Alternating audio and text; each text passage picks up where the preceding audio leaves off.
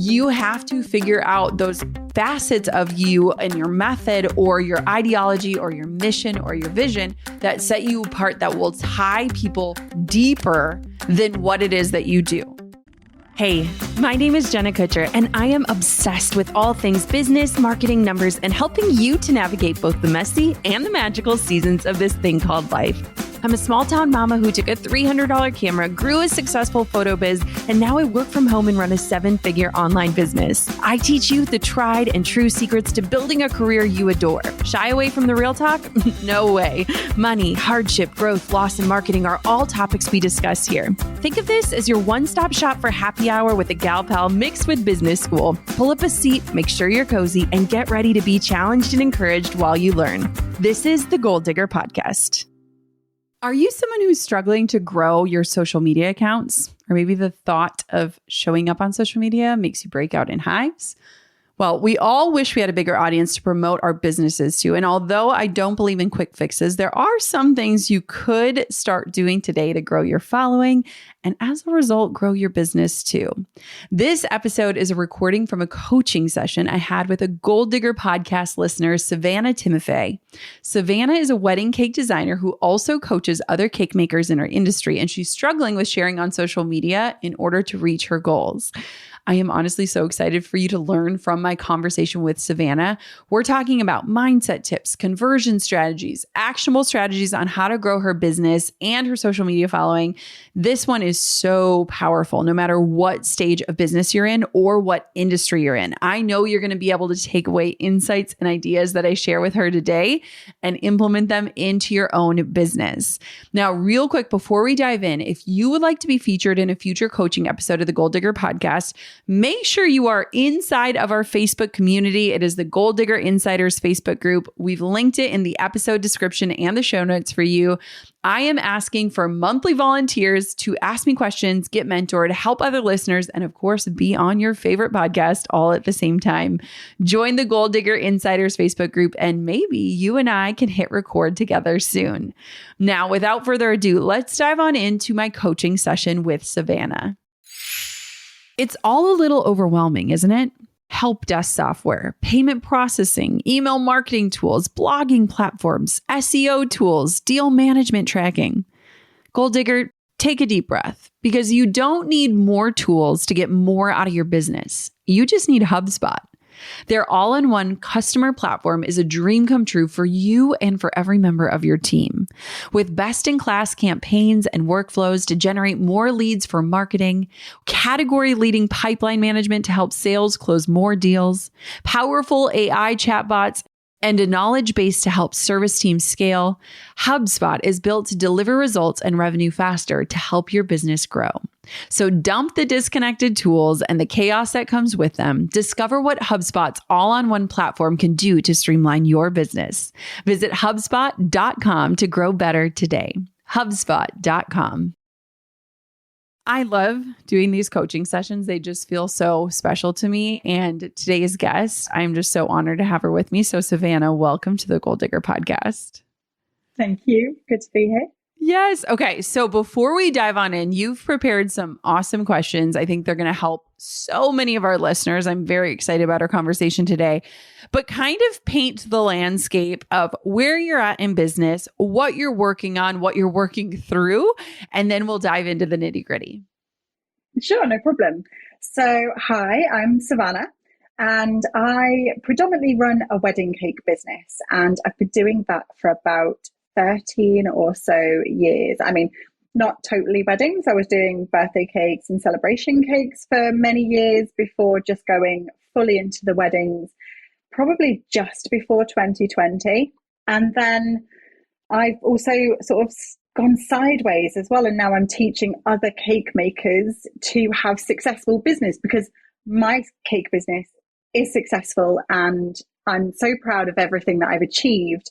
And I really want to see other people achieve that success as well. So I've sort of sidestepped and gone a little side business that I'm trying to progress. And eventually, hopefully, that will become my main business, and teaching other cake makers everything that I can, everything that I've learned over the last sort of 14 years. And so that's really where I'm heading now, into courses and memberships for cake makers. So busy times at the minute. Yes. Oh my gosh. Okay. First off, I chose you because I can so relate to where you're at. As a wedding photographer, I never taught people how to actually take the pictures, but the business side of things. I've met so many people who are amazing at their craft and they are horrific when it comes to business. And I want to protect their craft and their art and their passion. And the only way I know how to do that is through systems and strategies and sound business principles that allow them to get paid to do what they love. And so I love that you are helping other people in your industry. And I love the wedding industry is a whole other beast for anyone listening who is not in the wedding industry. It's an intense profession with high stakes. And so I just appreciate that. When did you start teaching courses and when did you start kind of flexing that muscle? Okay, so when 2020, everybody knows the pandemic came and all weddings just stopped. Yeah. So although at the time I did actually have a day job, I had a full-time day job doing on the side, which, took up most of my time. So I was lucky in the sense that I still had an income, but I needed something to replace the weddings. And that's where I sort of diverted. And I actually started to learn something that I was hoping to use for myself, which is digitally sketching wedding cakes. Okay, so cool. This was like just something that I needed to learn because my customers were asking for it. So I learned how to do that and then realized that actually this would benefit a lot of other cake makers. And so in 2021, I decided that after sort of showing my sketches online and people were really interested in them, other cake makers, I thought, well, this is the right time to then start teaching. So that's where I started teaching the sketching, digitally sketching their cakes. And that's sort of the first course that I did for the cake makers. And then I moved into marketing for other cake makers actually just this year. So I love that. I love that. Okay. The stage is set. Now let's dive on into the questions. And I might have clarifying questions because I am just dipping my toes into the baking waters. So I might get things wrong on that front, but I've got you on the strategy side. So let's start. What do you need the most help with? Where do you want to begin? Okay. So as you know, I'm running basically two businesses, the wedding cakes and the courses. And I have realized how much I absolutely love teaching other cake makers. And I want to eventually stop making the cakes because making the cakes is time consuming. I'm losing all of my hours and sometimes working in the evenings. And I do have a family and I'm working obviously weekends. Most weddings are weekends. So you know what it's like. You go and deliver the cake and it's usually on a weekend. So I really want to stop making the cakes eventually and just focus on helping other cake makers with their success. My question is, if I stop making the wedding cakes and just start teaching, how is that going to come across to the cake makers when they're like, well, she doesn't make cakes anymore, so how can she teach me? So yeah, that's really my first question. What's your thoughts around that? Oh my gosh, I have so many thoughts around it. So what's so interesting is I had a very similar path to you. So started as a wedding photographer, scaled my business up to 6 figures, realized that I was doing a lot of marketing that other photographers weren't doing, and started teaching the business side. And I just started one-on-one mentoring local photographers. And then I ended up turning it into a course. And I totally had that same, it's almost an identity crisis, right? In a way of like, okay, this is what I'm known for. This is how I've grown. Who am I without that piece of it? And also, what is the implication of that? And what does it mean for people to be watching this? And it's so interesting because I think a lot of people forget, like I was still shooting weddings 6 years ago. It's not that long ago that I was still shooting weddings. And so one of the things that I did so many times in my career is, at the heyday of my wedding photography business, I was shooting 30 weddings a year. Then I went down to 15. Then I went down to 8. Then I went down to 4. And that's kind of how I like phased out over the years. And so one of my first thoughts for you was, what if you only took like 3 cakes a year that you loved the clients, you connected with them, You were excited about it. It kind of kept you in the zone, but you could set your prices to like astronomically high prices and only work with a few select clients that you really enjoyed. And honestly, towards the end of my career, that was really what I was doing. I shot my last wedding when I was 20 weeks pregnant with Coco, and that was the end. But that final year, it was like, my rates are really high. I know they're really high. I'm only working with X amount of couples. It was such a small number that it was very easy to fill. And I just kind of drew the line in the sand of like, I'm not booking any beyond that. And so that would be my first recommendation, would be to do kind of a phase out, because I think it could be confusing for you to be like, I'm doing both, I'm doing both, I'm doing both, I'm going all in. But that doesn't mean you can't do that. And I think that something that we often can forget is like, just because I'm not actively getting paid to shoot photos doesn't mean I'm not a photographer anymore. Like, I have my camera. I am shooting photos of my kids every weekend. I do photo shoots for my friends and my family. Like, if I have my camera, I'm a photographer, right? You don't lose this skill just because you're not doing it for a business. And something tells me that you would still be baking with your children and your family, right? Like, your family's not gonna let you get off the hook that easy and not be the person bringing the cakes to the birthday parties and things like that, right? And so even if you're not doing it as a business, you're not losing that skill and that gift, right? You still have that understanding. If you go the route of like just really killing that side of the business and going all in on the education, I would say that I would challenge you to still stay really active in the communities where people who are active in the industry are in, so that you keep a pulse on things. So even when I finished being a wedding photographer, I was still going to photography workshops. I was still in Facebook communities. I still kept a pulse on things like that when I was teaching that course, which I no longer teach any longer. And so I wanted to make sure, like, I still understand the industry. I still understand the ins and outs. But here's the thing. So much education is not necessarily industry specific, right? Doing these drawings of your cakes, it's not super dependent on what is necessarily happening in the industry. It is a skill that is a valuable skill, regardless of the economy, regardless of whatever. And so it's not necessarily that you have to like be in the industry to know what people need. And so I would just say to challenge yourself to really keep a pulse on your community. And if you're serving your community, they're going to tell you what is going on, what they need. Their questions are going to be signals to you so that you have that understanding. And so which one aligns more to you, just like off the bat, like doing a phase out or just doing a select amount? Or does it feel like now is the time I need to do a clean break?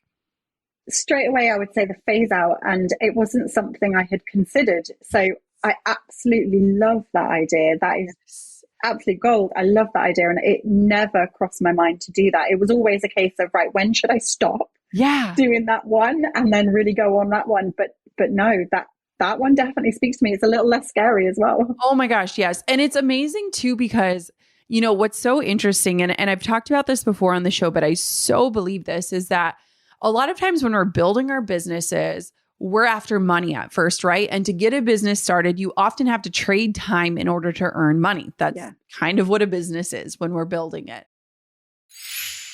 Goal diggers, we all know the B2B landscape can be a bit complex. From lengthy buying cycles to complicated decision-making processes, reaching your target audience can be tough. But I found a solution tailored just for you: LinkedIn ads. A whopping 79% of B2B content marketers say LinkedIn produces the best results for paid media. That's because with LinkedIn ads, you're not just casting a wide net and hoping for the best, you're strategically building relationships and driving real results. We're talking about a platform with over 1 billion members, including 180 million senior level executives and 10 million C-level executives. You are networking with the actual decision makers. And LinkedIn's targeting and measurement tools are specifically designed for B2B marketers, meaning you're not wasting time or money on irrelevant leads. In fact, in the tech industry, LinkedIn ads have been shown to generate 2 to 5 times higher return on ad spend compared to other social media platforms. Using LinkedIn ads allows you to stay ahead of the curve when it comes to industry trends and developments, whether it's finding the perfect partner for a collaboration or uncovering new opportunities for growth. LinkedIn can be your secret weapon. Make B2B marketing everything it can be and get $100 credit on your next campaign. Go to linkedin.com/goal to claim your credit. That's linkedin.com/goal. Terms and conditions apply. Are you an entrepreneur or a driven business owner looking to take your business to the next level? Then you need to tune into the Boss Babe podcast hosted by my incredible friend, Natalie Ellis.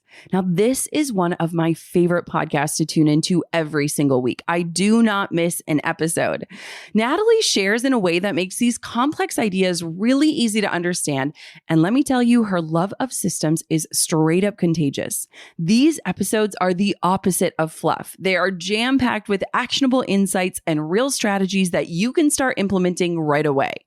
Every week, Natalie dives deep into the strategies and tactics that can help you build a wildly successful, profitable, and freedom-based business. So if you've ever wondered how successful women structure their businesses and their lives, or if you've been wanting to make more money while enjoying your life, this podcast is perfect for you.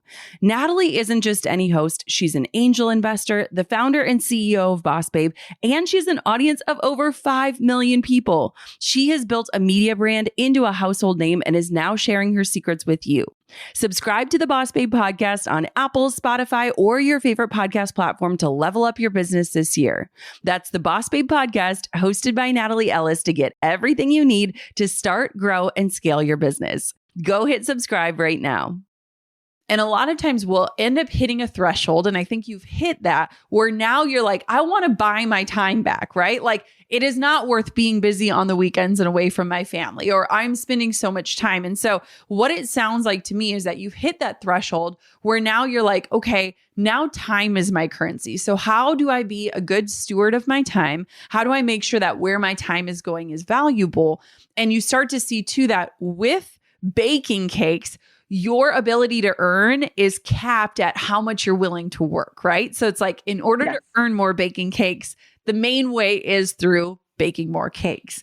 And so you've started to kind of crack open this side of like, wow, I can build something once and scale it and make a greater impact and a greater income. And so that side becomes more tempting. And so what I would say is if you almost created a phase out plan, how many cakes are you baking like in a year, give or take?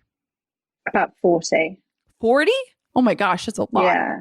Okay. So let's say that next year you committed to baking 20 or 25 even. The year after that, you went down to 10 or 12. The year after that, and you could even just see this 5-year plan of like, I'm still doing this thing I love. It still brings me joy. But in the time I am saving from all of the cakes I am not baking, this is what I will build with that time, or how I will enjoy my life with that time. And it's so interesting because a lot of times when I look at the places in my career where I made the greatest leaps of either changes in income or impact, it was the times where I really, truly did treat time as my currency. And I said, I'm willing to earn less in order to live more or have more time. And when I got more time, I learned different strategies. I learned different things. I put my time into different projects that ended up yielding way greater results. And so I just think that phase out might be really powerful for you. And it gives you time to still stay in the industry, still do what you love. Because I think there's still a part of you that genuinely loves that. Absolutely. Clients. And again, too, I would just say like raise your rates as well, because, you know, supply and demand, you will say, I'm bringing my supply down. The demand is going to go up, and you'll start kind of elevating that side of it as well. Brilliant. That's really, really helpful. Thank you. Yes. Okay. Next question. Let's go. Okay. So to build my cake business, I didn't really need a large audience on social media. So obviously there is only a certain amount of cakes I can make, and there's only so many people that are going to want to buy them. So the audience didn't need to be big to be successful. But now I'm trying to grow the course side of things. I know I'm going to need a larger audience, and I struggle with putting myself out there. So I do the workshops and like the boot camps and things like that before a launch of a course. And I love doing that. And I do them live and I do them on camera, and I absolutely love it. but I really struggle to put my face in front of a photo or a reel on Instagram. It sends me into a panic. So how can I work on this fear of putting myself on social media and getting myself out there, and then obviously getting more eyes on me? Yeah. What do you think is the difference of, like, what is the mindset block for you of, being live on camera, doing these live workshops versus social media? Is it the fact that like you get results that you can see, like the likes and comments? Like, what is the mindset block there? I think that is part of it. I think when I'm doing the lives, I know that I'm actually speaking to people. There are people there listening to me. So that's something. And then obviously with social media, it's just, you're kind of just talking to a camera and sending it out into the world. And you don't know if anyone's actually listening. And it is there for a very long time. And I think that's what scares me. It's just, I don't know who's listening. I don't know who's looking at these photos. And I just, there's that whole sort of, who is out there? Is anybody actually there? Am I just look stupid? Okay, so I'm going to challenge a few beliefs, and I'm also going to say you are not alone. Like, you are not alone in that. I feel like social media, especially these days, it just feels like a screaming match. And I'm in a very interesting place with my relationship with social media right now because I want to quit. Like, I don't enjoy it right now. So I just want to preface this with like, you're not alone in that.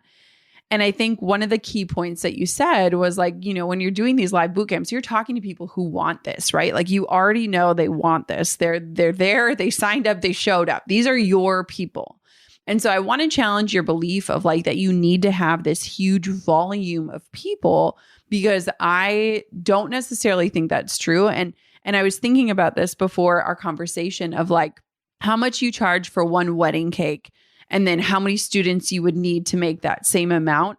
It's not this huge volumes game, right? Like, if we're looking at it, it doesn't have to be thousands and thousands and thousands of people in order to hit the goals that you likely have. One thing that I think is so powerful, and it sounds like you're already doing this through the ways that you're doing it, is like growing your email list. And I know I talk about it all of the time, but it's like your email list are people that have literally raised their hand and opted in saying, I want more information. And so when you speak to them, you can speak a lot different than screaming into the void of social media and trying to catch people's attention who may or may not even care or want what you have, right? Like, that's a very different audience. It's a different exchange. It's a different like energetic frequency that we're talking on.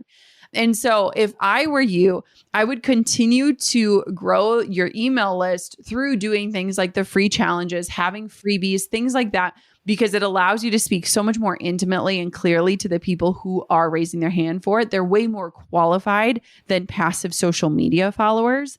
The other thing too, and I obviously talk about this a lot, is Pinterest. And I think Pinterest would be a really powerful platform for you that wouldn't necessarily feel like you're standing on a stage naked in front of people, but that again would be targeting the people that are already searching for the things that you're doing. One of my friends, Bonnie Christine, she does like textile design. It's like a very niche thing. And she is so amazing. And I'm like, I still don't really understand what you do, but I'm so fascinated by it. But she's been able to grow her audience massively. And it's so interesting because it's like, I think a lot of times when we do these niche things, we kind of fool ourselves into believing like there's no one out there. Like, are there enough of these people out there? And there are. And so I think that maybe when we went on here, you were probably scared that I was going to just be like, well, show up on social media anyway. And I think there is an aspect of that we could consider.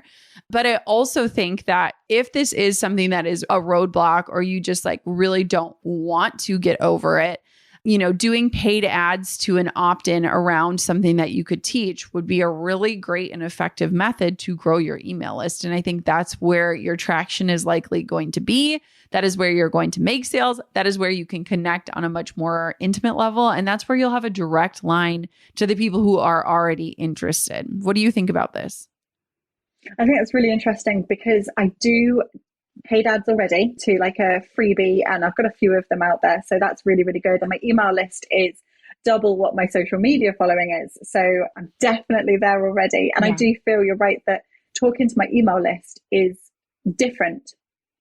It just is different. So different. I can flow better on an email and just be myself a little bit more on an email. So that's really, really good. I have just started with Pinterest. Yeah. I've used it, but not properly. And now I've started to really dive in, and I'm noticing the views are going up, and it is getting some traction, but it's a slow burner, that one. It is. It's a slow burn, but it's a long game. And I think you're wanting to play the long game. And that's what's so interesting is like, I was just telling someone today, I'm like, I have been on the internet for so long that like, I get what the algorithm wants and I don't want to play that game anymore. Like, I don't know. I'm just kind of getting over it. And so that's why I like things like Pinterest and email lists, because I'm like, these are the long game. Like, it's not the quick dopamine hit that I think a lot of people are after. Like, we want real results. And so I just think, again, like, yes, you can push through some of that fear. Yes, you can show up a little bit more on social. I think we all could.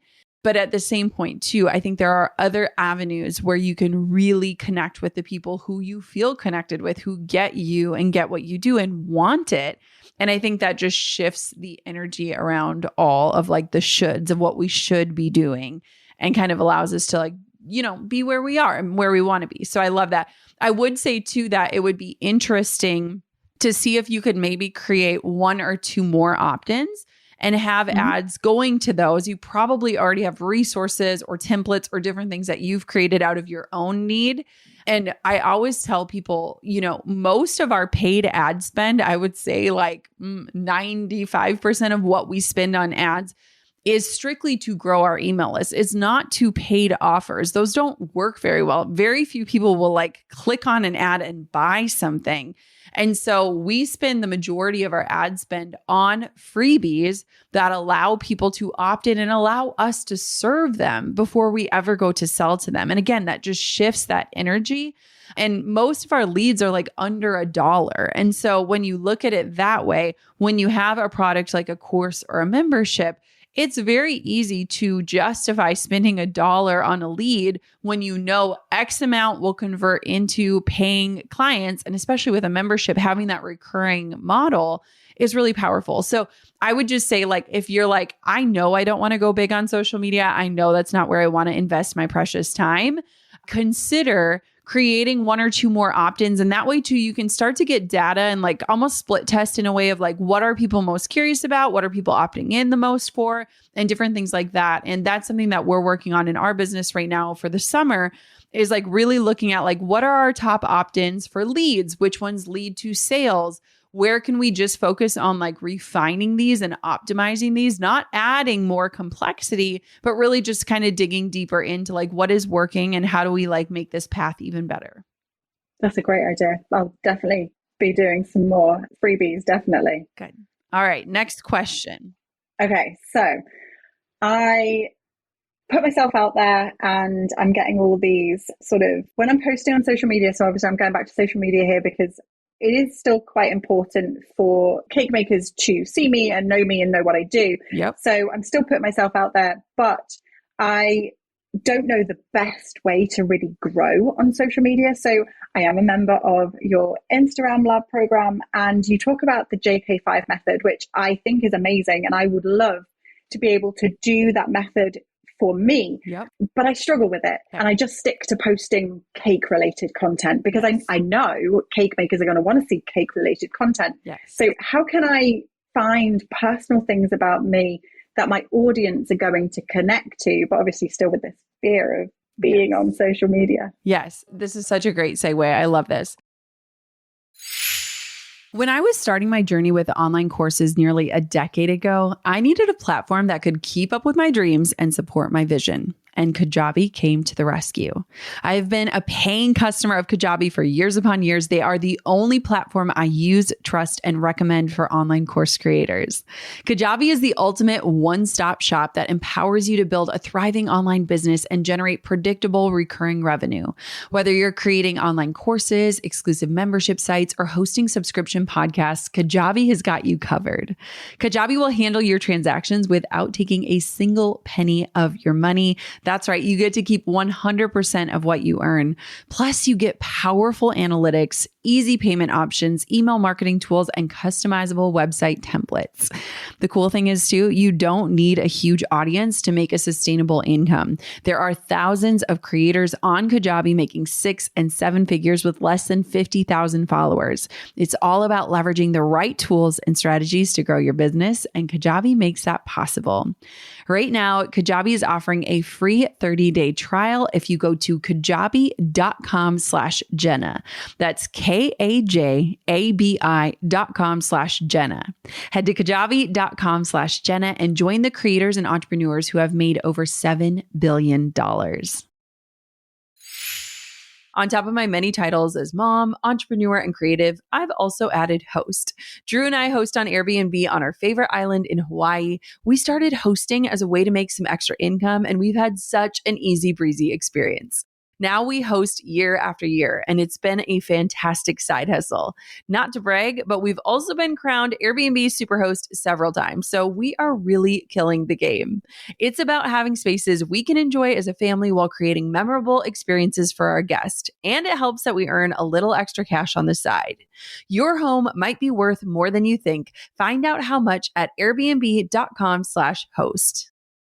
So I think a lot of times we are afraid of social media because we feel like we need to sell on social media, right? Like that is that fear of like, well, who's listening? And do they even want to hear this and all of that?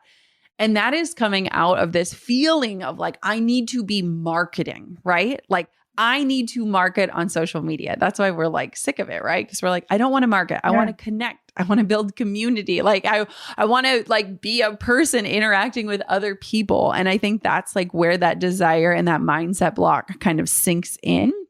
And so what's so interesting is that there are a ton of people that bake wedding cakes, right? Like you are special, but you're not that special because there are a lot of people that do what you do. However, you have to figure out those facets of you and your method or your ideology or your mission or your vision that set you apart that will tie people deeper than what it is that you do. So, for example, I was actually talking to my therapist the other day and we were talking about Pinterest. And I was like, do I want to teach about Pinterest for the next decade of my life? Like, just kind of being like, do it. Is this it for me?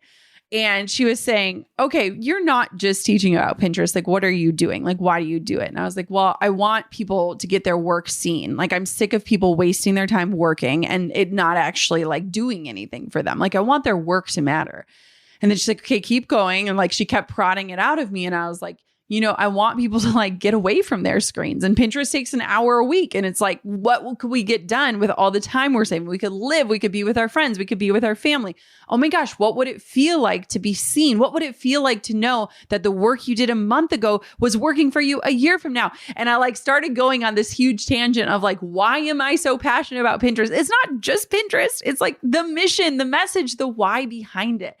And there is something with you as well, right? There is something bigger than like, I just want to teach people to sketch their cakes. And so you can say it on the show if you want to, or if you don't know what it is, that's okay. What is coming up for you right now? I know exactly what it is. Hey, let's go. So yeah, as a cake maker, I took hours and hours and hours and hours and hours. And I had a family and I was losing my evenings. I was losing my weekends. And I learned how to do this in a time-saving way. And I see every other cake maker out there saying, I'm running out of time. It's taken me hours to do this. Or, cake making is hard because you don't get to see your family. And I just sit back and I think, well, actually, no, that's not the case because I'm not doing that anymore. I know how to have both and be successful at both. That's my message. Yes. That's what I wanted to teach everybody is, yes, you can be successful and get all the orders and still have time for you, your family, or anything else that you want to do. And that is it. That's my message. Okay. So I'm obsessed with this and I'm so aligned. And I feel like most people that go on to teach things, time is like the currency, right? We've already talked about that on this show. Like, we don't need to tell you how to fill your time. We just want to get you your time back and you get to choose. So my question for you, Savanna, and I think this could be part of like the missing secret sauce with your social media, is like you showing how you fill that extra time. Because here's the thing you have to remember. Bakers are watching you. And if you're only showing baking content, they are filling in the gaps that all you do is bake. Right. They don't see that you actually have a life. They don't see that there's a different way. They don't see that there is freedom and flexibility. They don't see that because you're not showing that, right? And so when we think of like the JK5, which if you're listening and you don't know what that is, it's basically like choosing 5 pillars where you are showing these things on your social media so that, let's say if somebody's following Savanna and they don't bake cakes and they don't want to learn how to draw, they have a reason to follow her. Maybe they love watching her out with her kids. Maybe they love the books she's reading. Maybe they love the other food she's creating, like whatever that is. And so it's like, we need to give people a reason to connect, but also we need to give people a reason to connect the dots of your why. And so you're almost doing a disservice if you're only showing that cake content, because again, there are hundreds, thousands of amazing cake bakers out there. You are you and you are special. And we know this, but there are a million people that are doing what you're doing. And so if they can't see the way that you're doing it is different, they're not going to buy the course. They're not going to join the membership. So that's why we almost have to shift this. And here's where I want to shift it is that your social media is not where you should be selling. And if you've ever felt like it is just marketing, that's where we're like, we got to drop that. Your social media is where you connect and where people get to know you and they get to connect those dots. Your email list is going to do all that for you. You've already established that beautiful foundation. You own the asset of your email list. And so what we want to do is we want social media to be this place where people connect with you and what makes you different. And that's why you have to show your life. It's not because people need to be interested in what you're wearing or what you're reading or what you're eating for breakfast. It's that you have to show them there is a different way, because there are so many bakers that are missing weekends with their family, that are up, working in dark kitchens, that are, stressed to the max. And so that's like, we got to just kind of retether that in of like, not that you need to become an influencer, but you need to show the other way. Does that make sense? It does. And it's crazy because that's actually what I do for my cake business. I do this whole connection thing because people are buying a cake from me. So I just didn't translate that across to the other business. I'm excited. I'm excited for you. And I think that's like a lot of times, even with social media, we see like 60 seconds into somebody's day and our brain is automatically connecting what we believe to be true about those other, 23 hours and 59 minutes. And it's up to us to fill in the gaps for people of that story. And it doesn't have to be a lot and it doesn't have to be time consuming. But I'm sure people haven't connected those dots for you of like, oh, she actually does have freedom and she does have time and she does have weekends off. And oh my gosh, like, did you see she went to the farmer's market with her kids this weekend? Like, I wish I could have done that. That is the way, right? That is how they start to see there's another way, which is so cool. Brilliant. Thank you. All right. We have time for one final question. Okay.